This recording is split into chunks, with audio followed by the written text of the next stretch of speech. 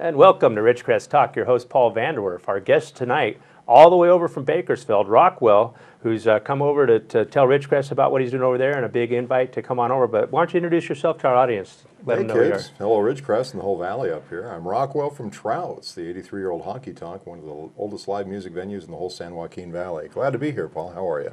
Oh, I'm doing great. And in fact, I did get a chance to go out to Trouts. I got to see you had a night where the veterans could get in for free. And being a veteran, I went over and watched some great country music. I missed that when it came out. I think it was from the 90s. Sure. But I'll tell you, that live entertainment was fantastic. It's a great honor to have nights like that. So how did you kind of get into what you're doing? In a Trouts, for a non-drinking, non-smoking guy with no criminal history, never been married, has no kids, how do I end up with the oldest honky tonk in the San Joaquin Valley? You know, it's a blessing.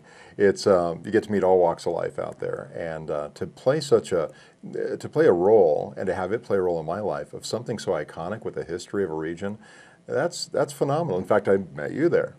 So my background was actually assisting corporations that were in bankruptcy and extending their shutdowns, and I became great friends with a guy named Vern Hoover, and he was there from 1957 after the Korean War. So he married Mary Lou Trout. So Trouts was actually named after Ralph Trout. He bought the first location, leased it, and bought it, and it was formerly Red's Place two locations ago. So after many years of being friends and stuff, all of a sudden Vern called me one night and says, "Trouts is up on the auction block." And he kind of gave me what he understood the scenario to be. He'd sold out a few years before, back in '92. And all of a sudden there was a for sale sign back in '98, '99 for Trouts. And it's kind of funny. You could ask 1,000 people what the history was, and they'd say, "Oh, we were going to buy Trouts." But not one person ever made an offer. So I went through all these court hearings and stuff to assist my friend and see what was going on, kind of hold his hand through that.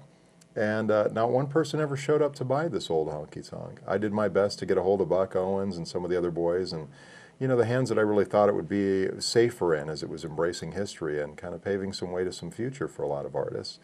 And here it is 15 years later. We're not an official 501c3 or anything like that, but I do run it as a not-for-profit structure with a conscious choice to simply put it back into jobs, putting it back into to pride, to worth, and to community.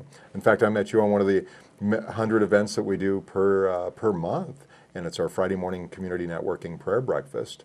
And it's kind of funny, once in a while I'll meet a chaplain or a pastor or maybe even a nun that says, "Oh, I couldn't go into a bar."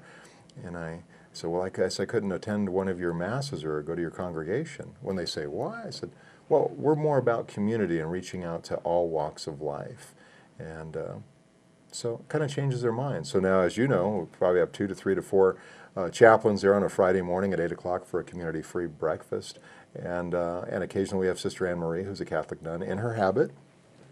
And it's quite a shocking blessing. And it's a lot of fun.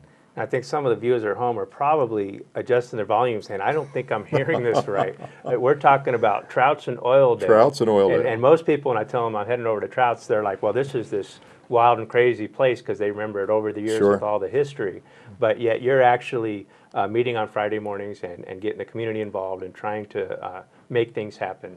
Absolutely. In your area. And it's nice, you know, there's a lot of great networking businesses and programs. There's, you know, Bakersfield Business Network and such, and Kyle Brown from the Kern County Bridal Association has a phenomenal one that meets over at a local golf course every week.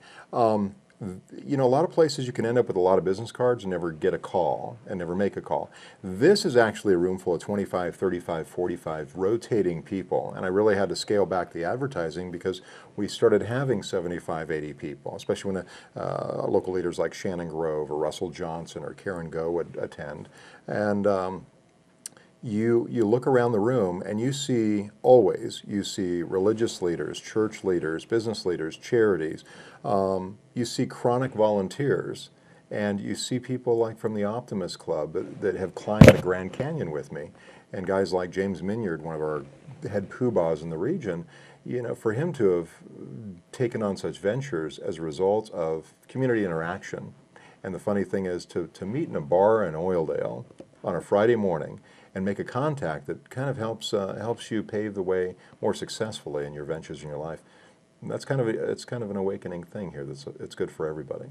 Now, is that something that was just an idea for you, or is that more similar to what you were doing before? It was not. You know, my background before was go in, deal with one person, and do what I did with the organization, the company, the program, and such, and move forward and leave you with a package of what you wanted to know. So with my friendship with Vern, it also gave me that extra chance to live that personal relationship almost with my grandfather. And he wasn't my grandfather. We were just great friends. In fact, he used to call me his mom. So he says, whenever I get in trouble, I could always count on Mama and Rockwell, you'd be there. Over the time, I gained a great respect for the challenges that the artists have gone through. We talk about people getting things on their bucket list, but when you're there watching a 3, 4, 5-piece band struggle in today's world to keep an audience, to build an audience, the days of the whiskey and beer bars that really brought in enough revenue to subsidize live music, those are gone. So there's a lot of things that have changed out there, and we strive to adapt to today's world and technologies. But good question. Right, and so again, Trout's is way over in Oildale. Was it Chester Avenue? North Chester Avenue. All right, and I know I always just, with the way technology is now, I just go to my GPS and I type in Trout's, and it pops up, and whatever direction I'm coming from, it kind of loops me into the right Everything place. leads to Trout's. And I was just over there actually today. Funny, coming back over to the Ridgecrest area to do the talk show. We could almost done it over there in Bakersfield. Sure. But you know, there's actually two major routes for people in Ridgecrest who don't head over that way too much. Right. You can go through 178, or you can go through 58. Right. 58, of course, goes through Tehachapi, and that's kind of what most of us think of as the quicker way to go. Sure. 178 has the lower canyon, which is real windy, and I'll tell you, a month ago, 6 weeks ago, it was one of the most beautiful places in the world. It was so green. Absolutely. And so I typically will go down through Tehachapi because I'm in a hurry to get there for whatever I'm going to, and then I'll come back through 178 because I want to enjoy that beautiful view. It is such a, you know, we're so wealthy as far as what God's provided us in these regions out here, especially when you live in a Ridgecrest area or a Bakersfield. So if I was going to make a weekend of something, I could leave Ridgecrest, I could go have dinners at Ewing's out there in Kernville, hit Trout's down in historic Oildale, and come back up and hit the new Apple Shed, which is near the new shed up there in Tehachapi or Red House Barbecue. It's and experience so many different facets of Kern County. It's like taking a whole week trip within just a few hours. Right. In fact, my family, we just had dinner at Apple Shed about 2 weeks ago there in Tehachapi, a nice little place right on the main street. Great stuff. And then that Red Barn, I'll tell you, if you don't have 30, 45 minutes to wait in line, you're at the wrong place because that place is always busy. Absolutely packed. But we're going to talk some more about Trout's right now. We're going to go to break. This is Ridgecrest Talk with Rockwell over from Bakersfield.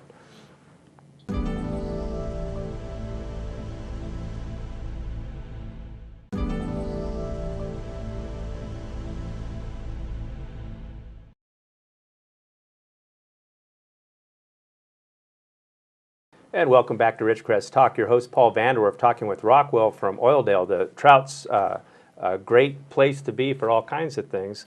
And we wanted to talk some more about that. How do you have your venue set up, or how do you advertise? How do you get that information out? Why do people want to go see what you're doing? Well, you know, it's funny. It depends on where they're from. We have people from Germany, France. We have tour groups that come through there. And so much of the reason is because they come here to experience traditional country music. They come to experience America, and when they come over and lay over in the San Joaquin Valley, Trout's is one of these things that's in a lot of those tour books.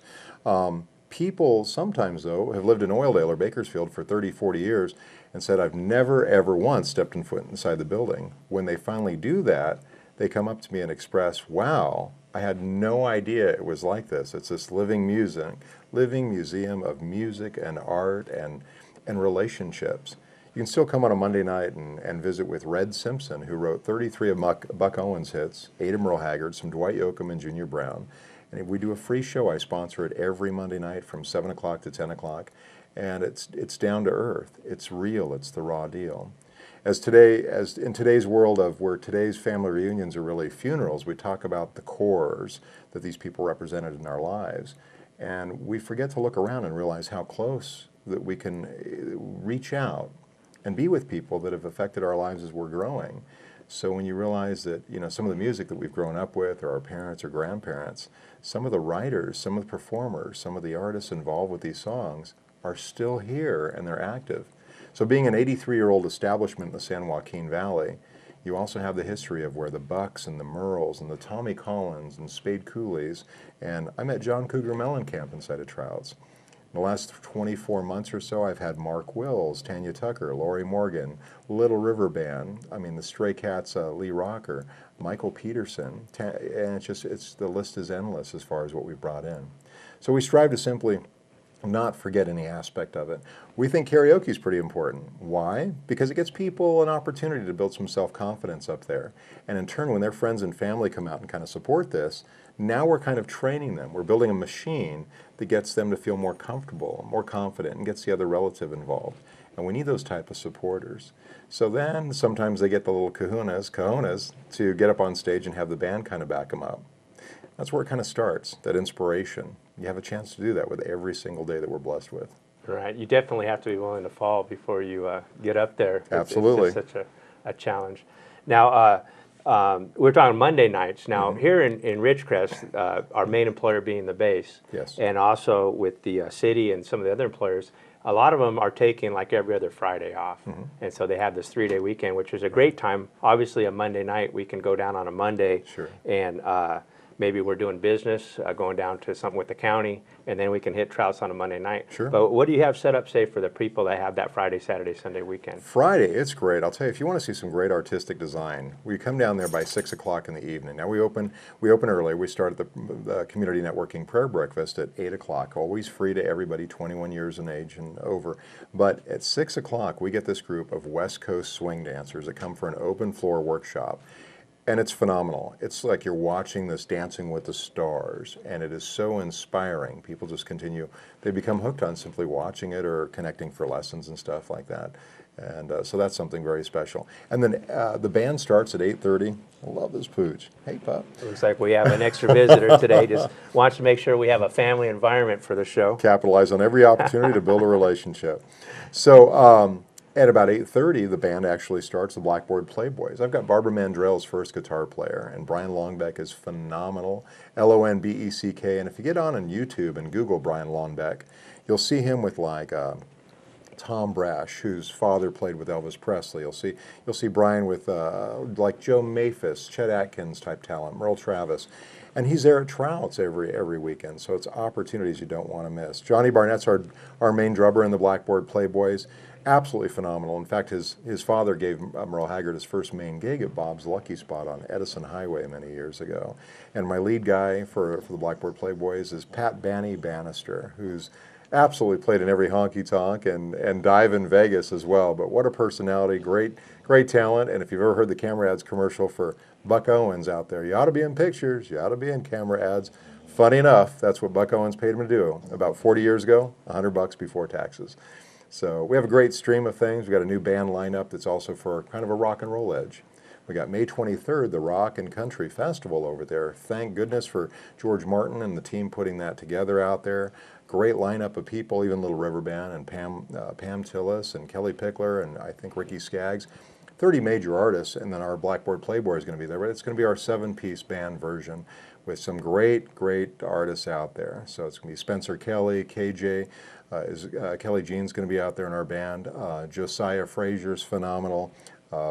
Pat Bannister, and as well we're going to have Brian Longbeck within there, and Tony Rinaldi on keyboard. So a lot of great stuff that people need to stay in store for. Ryan, it sounds like, I mean, we're so excited over here at KZGN that we're like going, you know, we need to kind of tap into this on a regular basis and get some of this video and get some of this information out to our audience, because, you know, some people aren't able to make it over, but they still want, you know, get that taste in their mouth. Sure. But obviously, plenty of people are going to want to take that trip over to Bakersfield. It's not that far. Yeah. Now, speaking of the Apple Shed, you had just kind of organized to help a band play there not too long ago? Phenomenal thing. I thought about, I bring all these concerts to Kern County and beyond, and usually I rent a Fox or I rent the Kern County Museum or maybe Samlin Ballpark, and always do a show at Trouts. We'll try to combine in local charities and things like this to help them be more visible and to succeed at their missions. So this time around I connected with Mark Preston, who had bought Ewing's up in Kernville that's been shut down for 2 years. Great renovation, great menu, great staff. And then I met with Mano and Maymay, who own the Red House Barbecue and Tehachapi on the main street over there, and they had just bought the old Apple Shed and now called The Shed. Then I met with Dennis Schertz and his gal, I think her name is Amy. great. I might have that name wrong. Sorry, Amy. And they own a place called The Bank on 431 North Street in Taft. So what I did was I booked Lacey J. Dalton, phenomenal country artist, and I booked her in. I've already had her for some other shows at Trouts. I booked her in for all the venues. I worked a little price out with the venue, and I said, hey, I want to bring shows that allow people to come back and contribute to the small business and the community afterwards. So after this, every show was packed. We certainly did the Shed in Tehachapi. We did Kernville's, Ewing's, and we did the Taft location at the Bank, and Trouts. Every show was a sellout. So we'd love to connect with the more venues that seat 80 to 100 people. Right. I think it wasn't that long ago I saw Madewell over here at Robert's Roost Ranch. Oh, he's great. Yeah, they did a little filming out there. All right, and we're going to have to go to a break, but we'll be right back. This is Ridgecrest Talk with Rockwell from Trouts.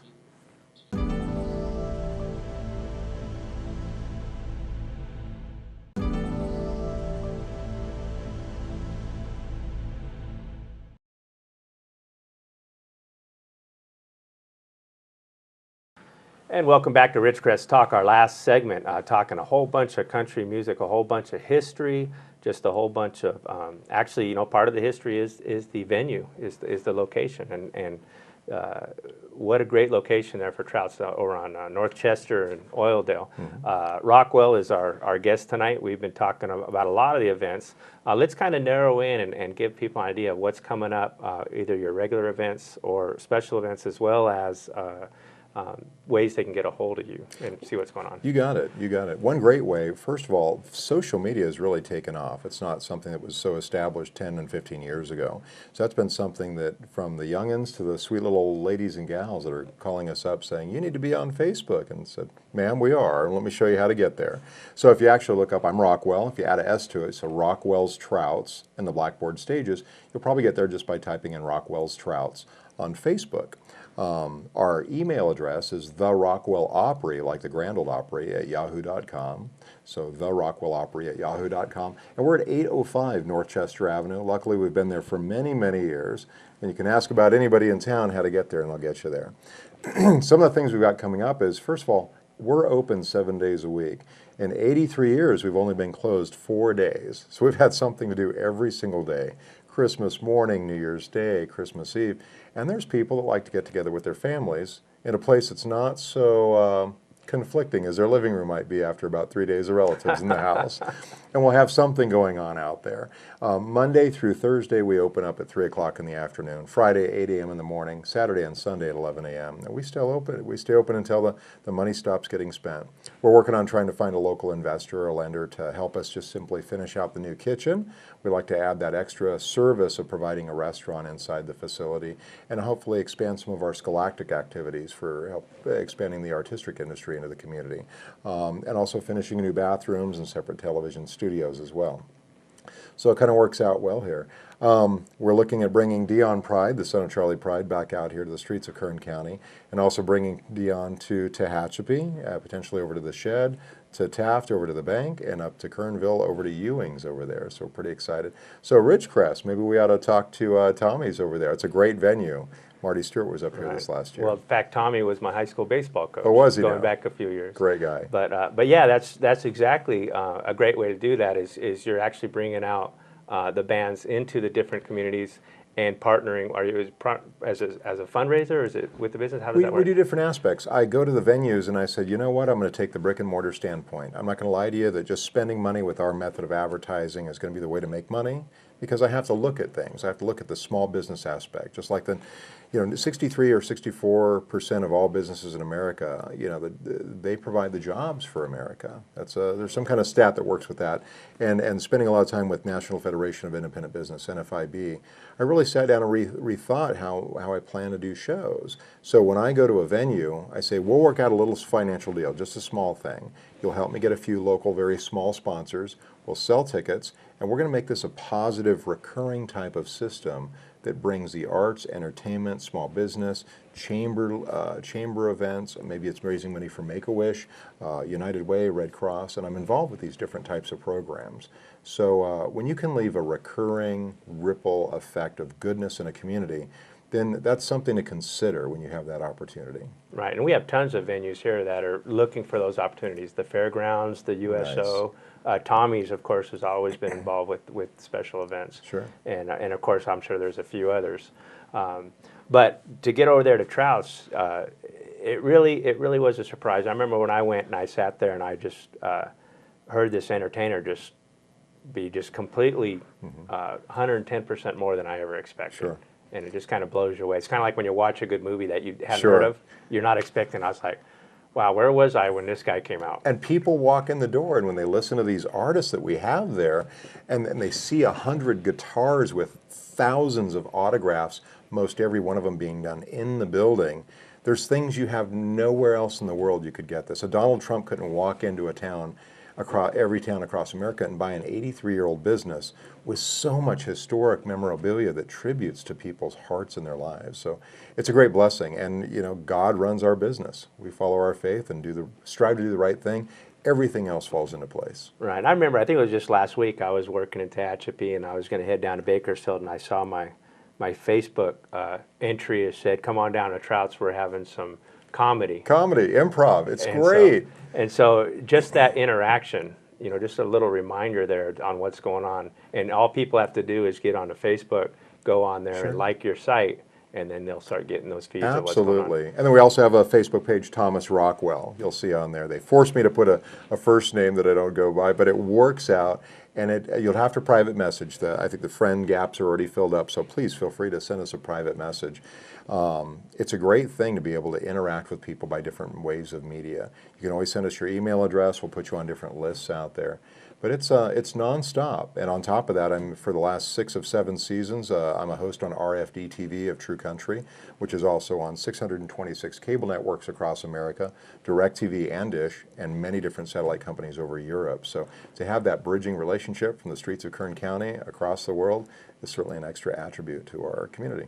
Right. And so when I get the up and coming band here in Ridgecrest, and we want to send them over, what do we need to do? You just simply reach out to me, open dialogue out there, private message me, text me. My direct cell number is 661-565-3030. Text message me is great, especially when I'm in the non-cellular areas, and let me help open the doors for these guys and gals, and let's make some dreams come true. Right, and I remember someone was telling me, I think Tehachapi is going to have a Battle of the Bands this summer, and you have to be like 20 or younger or something like that. So they're really trying to get the young people to come out. It's absolutely, when people innovate, that's the entrepreneurial spirit, and we need that to help these artists along.